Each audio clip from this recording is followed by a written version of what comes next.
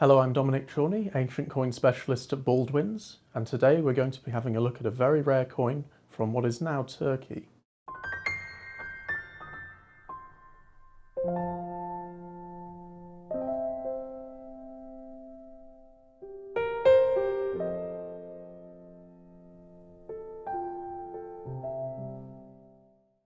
This coin was minted in Kyzikos, which is in Anatolia, and it was a city with a massive trading power.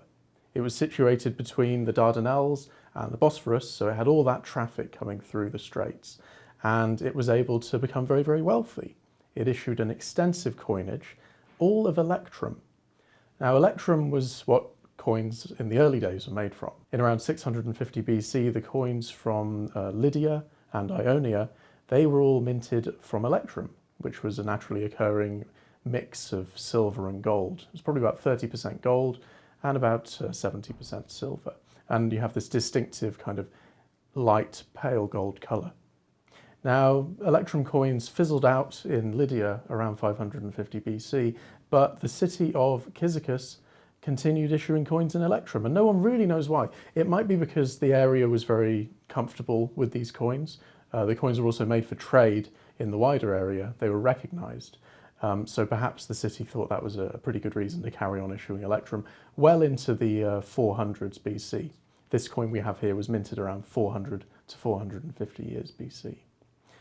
The city coinage of Kyzikos was also very interesting because it had a massive variety of gods, goddesses, heroic figures, animals, monsters from mythology. And we think this is probably because, since the coins were made for trade, they wanted to appeal to as many foreign city-states probably as they could. And there was clearly a lot of freedom on the behalf of the die engravers to create all sorts of wonderful designs. Some of them are very, very famous moments from Greek mythology, such as the coin we have here. This is a very rare Electrum stater, and can you tell what the design depicts? What we can see is two figures, one facing right and the other facing left, one sort of lying down and raising their arm up, and the other one kind of strongly upright. And we can see lots of snakes around them. Now, what is this? This is the famous scene from Greek mythology of the infant Heracles wrestling the snakes that was sent by Hera. Heracles was the son of Zeus, the king of the gods, and Zeus was a very unfaithful husband, and he bore a child with a princess. His name was Heracles. He had the power of Zeus, of course. He was a demigod.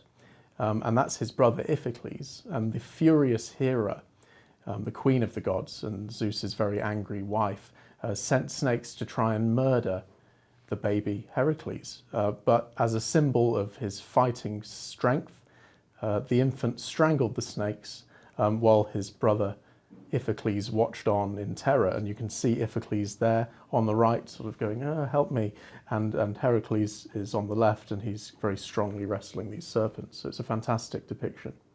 Underneath, we might wonder, why is there this fish?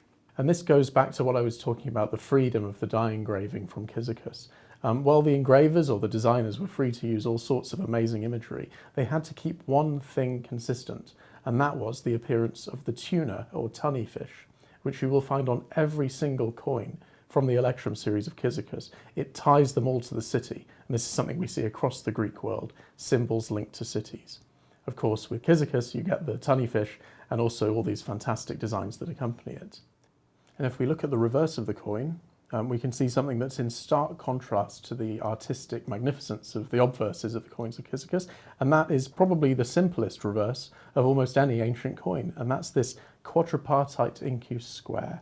Now, you see these on coins going back to the very earliest, and the coins of Kyzikos, being very revolutionary in their obverse designs, were very traditional in their reverses, and we can see the simple square punch with four other squares inside it. Some have described it as a mill sail pattern on the reverse. This is a very rare coin, and high-grade examples have sold for up to $20,000. This example is more on the good, very fine end. It's a little bit weakly struck in places, but the design's there. So we'll be selling this coin in our fixed price list in October for £5,250.